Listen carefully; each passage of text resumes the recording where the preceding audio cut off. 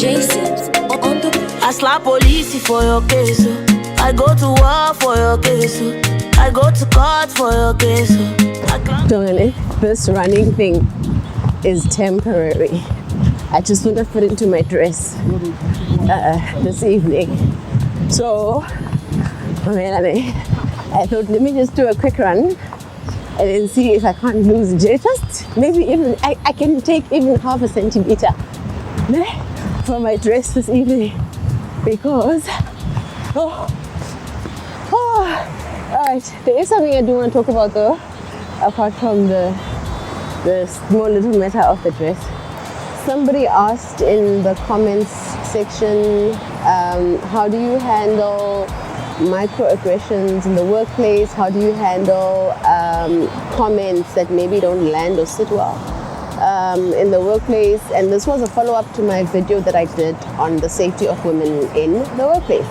So one of the first things that you really need to work on in terms of your emotional evolution as a leader, specifically if you are, let's say, entry-level manager and you're really wanting to grow and transform or at least grow into a senior management role and then eventually an executive role and then eventually maybe a C-suite.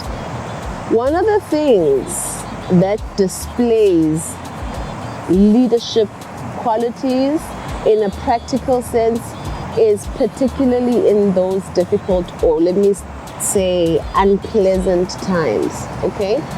And it is during that moment that you have to exercise empathy. Empathy is not when the sun is out like today and you're sitting by the beach. That's not an empathy moment. An empathy moment is one where you have one of two options. You can either react the way that you're feeling, or you can take a moment and just for a split second put yourself in the other person's shoe, okay, and try to understand what it is that could have maybe led him to that moment. Are you misunderstanding something? So I'll give you an example. I like to give practical examples because it's the only way that I can maybe try and share my story with you and see if you can resonate with this. All right. So remember I told you, so leadership is about empathy, you're calm, when there's conflict, everything is, you're not sweating, you're busy leading. So one of my managers said to me, Wabo, you seem to forget that you are a single mother, okay? So and then I think I had already started developing that skill of hang 10 before reacting and try and put yourself. What is he trying to communicate? So think of an iceberg. An iceberg, you only see the tip, but beneath that there's layers. What is he trying to communicate? Because I don't mean being a single mother. Well, first of all, I don't think that I've forgotten that I'm a single mother, and so I certainly don't need reminding, but there is something that, and so I sat with it, and then I asked myself, all right, so what if what he's struggling with is the fact that, number one, you're a single mother. Number two, you always show up. Number three, you're doing too much, and yet you are a single mother. And maybe for him, it speaks to whatever insecurities, whatever his environmental or personal circumstances are, but he just, in his mind, there's a disconnect. Whether you're a single mother and you're a high performer and you're doing a lot.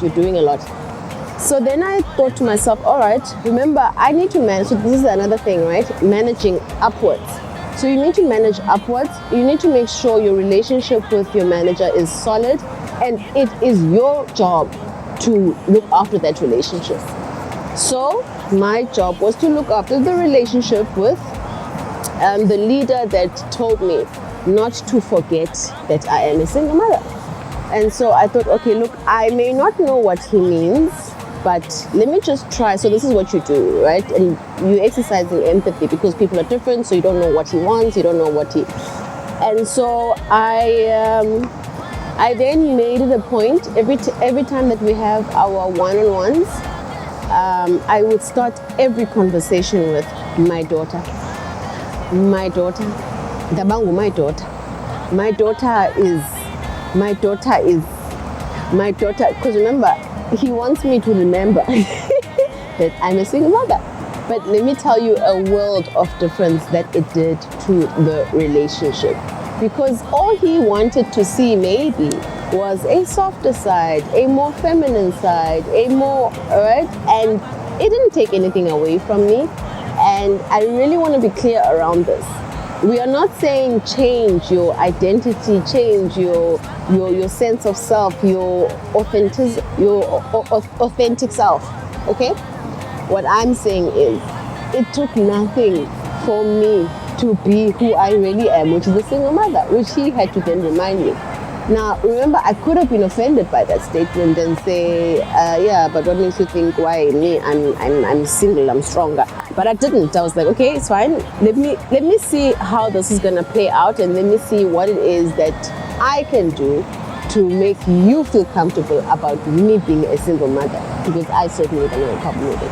So yeah, that's the essence. So microaggressions, yes, of course they happen, but I think for me, look, focus on the bigger picture as well, right? Just focus on the bigger picture, focus on where you're wanting to go. And you're not gonna, don't worry yourself with small little petty battles along the way. Think of them as cobblestones. There's a greater, brighter, bigger task ahead. And so, yeah, what you can ignore. And what you need to work around. But certainly managing upwards, that is something that you really need to learn how to do. All right, that's it for me for today. Let me go back to party mode.